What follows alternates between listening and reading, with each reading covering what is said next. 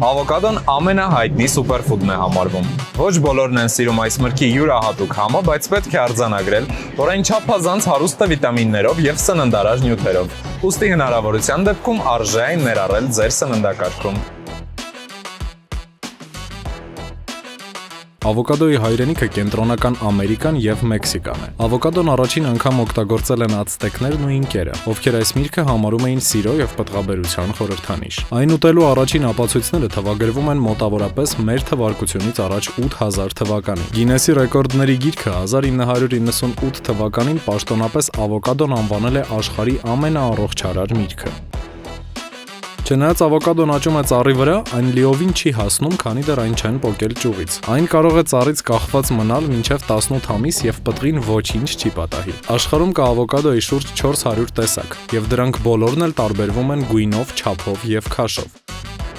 Չնայած բարձր սննդային արժեքին, ավոկադոն դիետիկ է համարվում։ Այն հարուստ է թաղանթանյութով եւ չհագեցած ճարպաթթուներով։ Հետևաբար սննդակարգում ավոկադոյի ավելացումը օգնում է քաշի նորմալացմանը, իջեցնում է խոլեստերինի մակարդակը եւ ապահովում է մեր մարմնին անհրաժեշտ վիտամիններով եւ հանքանյութերով։ Այն հարուստ է նաեւ կալիումով։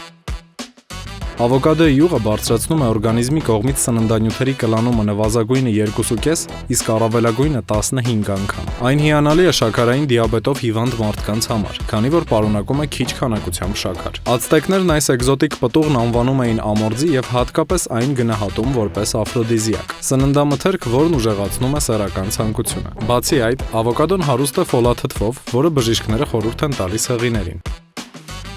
Ավոկադոն այնքան շատ սպիտակուց է պարունակում, որ կարող է ամբողջությամբ փոխարինել մսային ուտեստներին։ Այդ իսկ պատճառով այդքան տարածված է բուսակերների շրջանում։ Ամենահամեղ ավոկադոյի տեսակը կոչվում է հաս։ Այն անվանվել է ի պատիվ ամերիկացի փոստատար Ռուդոլֆ Հասի, ով հայտնաբերելով համեղ պտուղներով ծառն իր բակում արտոնագրել է այն 1935 թվականին։ Հաս ավոկադոյի բոլոր ծառերը ծագում են այս նույն ծառից, եւ այն դեռ պտուղ է տալիս։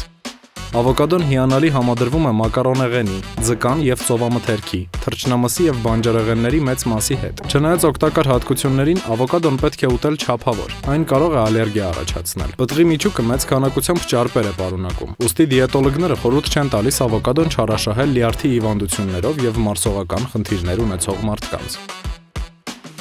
Ավոկադո արտահանող երկրների ցանկը գլխավորում է Մեքսիկան։